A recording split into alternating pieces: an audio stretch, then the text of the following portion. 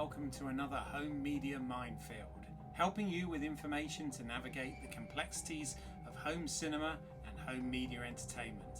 In today's episode, I'm going to look at the 4K UHD release of The Invisible Man, Leigh Whannell's adaptation of the famous novel by H.G. Wells. So we're going to dig into this right now.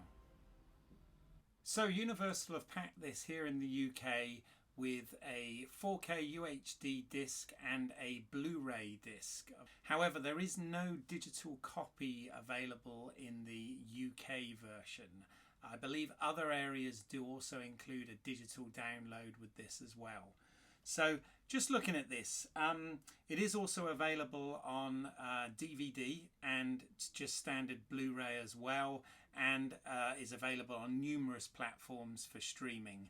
But just to point something out here, it says extended edition here on the UK version, and that is actually slightly misleading because all it means is when the film was shown in the cinemas here in the UK, just before the lockdown in fact, it had a 15 certificate, and in order to get that 15 certificate, about 3 seconds were removed when a character tries to slash their wrist to commit suicide, and that has been restored back into this release and therefore given an 18 certificate. So that's why they put extended edition on, but I do think that that's slightly misleading because it does make it sound like it's a longer, you know, like a director's cut or something of the film, and it's not. So I thought I'd make that clear now from the get-go.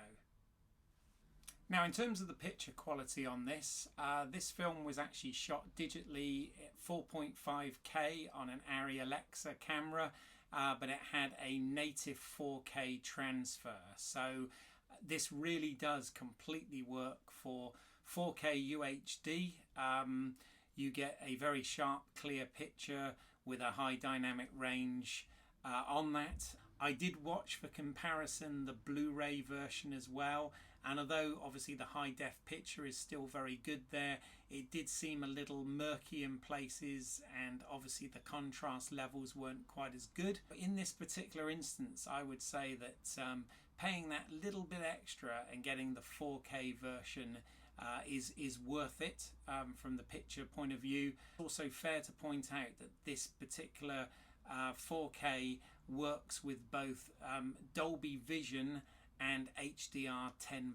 It's optimized for both. So Universal have really sort of covered all bases as far as this goes. Onto the audio, both the 4K and the Blu-ray get a Dolby Atmos track on this. Sound is very good. It's sort of interesting actually talking about sound because this is a film that plays very much on silence as well, but there are a lot of details in the background on this track. So again, a really solid track for this. Very, very clear audio as one would want, but as I said, it's a interesting film, the way it plays with silence, and obviously you know, the score is very prominent in places as well. Now, in terms of special features, although not that bad, I did feel that this overall package was a little bit light on special features, unfortunately. You do get a number of deleted scenes from the film, all of which, you know, really just give a little bit more character, details and information. Leigh Whannell does, of course, talk about these during his commentary and why they were omitted for time reasons. This film is already over 2 hours long, so some of them had to go, but it's nice that they're included on the Blu-ray so that you can see some of those character moments. In fact, the special features are the same on both the Blu-ray and the 4K edition of this, so you get to see those on there. You get a 10-minute featurette called Director's Journal. Again, with a title like that, you would expect it to be, or at least I would, you know, a feature-length documentary that covers, you know, the entire production from pre-production right the way through to release. Unfortunately, this is just a few snippets.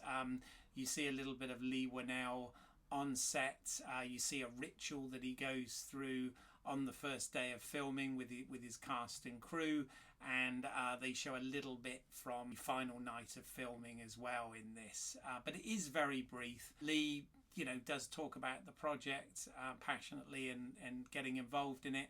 And there's also interview with Jason Blum, who's the producer of this as well. But I would have hoped a director's journal would have been a little bit more than a 10-minute featurette. But what we get here is still nice. The Players is a 5-minute featurette featuring the main cast and talking about how they got involved in the project and how it was filming. It's very standard EPK type stuff here, nothing particularly outstanding, but still nice to hear the various actors have their say and talk about what it was like working with Leigh Whannell and what it was like working on this project. Interesting, just too brief. Moss Manifested is a 4-minute, more extended interview with Elizabeth Moss, who obviously plays the lead character in this, and again her experiences working on this and how obviously she took this and tried to, along with Leigh Whannell, make it as relevant as possible for a modern audience and whole story from the perspective of the female character and the victim of the Invisible Man. So again, very interesting to hear a chat. I'd have liked to have heard more. Again, it's very brief and it's all interspersed with some behind the scenes footage, which again is always great to see, but I think you're getting the gist here that I just wanted more from this.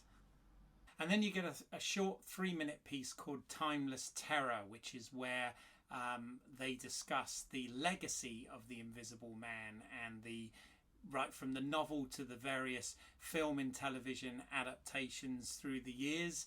I'm quite glad they included this because Leigh Whannell doesn't talk in too much detail about any of the previous iterations of the Invisible Man on the commentary, which I'd have liked to have heard more about, but they do talk a little bit more about it here. It's more focused on the original Invisible Man movie from the 1930s, and he talks about the differences, how he wanted to involve science in this in a way of technology rather than a potion or whatever to make the character invisible. So again, nice, but it only runs 3 minutes, so it's probably nearly as long as I'm talking about it. But that sort of rounds off the special features. And then finally, the best feature on here is the audio commentary by Leigh Whannell. As I previously mentioned when I looked at his last film, Upgrade, Leigh Whannell does do a very informative commentary. He's very passionate about films in general, so he gives a lot of anecdotes as to the making of this, as to the production of this. He talks about references that he's put in there, from everything from Heat to Taxi Driver, in some of the shots and scenes that he's had. He talks about all of his key crew members and working with them, as well as all of the cast. He's very good at crediting everyone where credit is due and saying that. As I said, he doesn't talk a lot about the actual legacy of the Invisible Man's story itself, the fact that he looked into technology and how that would work in the real world, and how this was very much about setting this story in the real world. Very candid. He even talks about things like happy accidents that happened on set, like on the last night they needed it to rain to match some of the scenes that they'd already shot, and they couldn't afford, because this was shot in Australia and it was done on a fairly tight budget, they couldn't afford to get rain machines in, etc., for this highway chase that they had to do. But fortunately, the gods smiled on them and it did indeed rain. So he talks about things like that. The only feature that I think is a shame that isn't included on this is actually the theatrical trailer, because the theatrical trailer included a couple of shots that weren't actually in the film.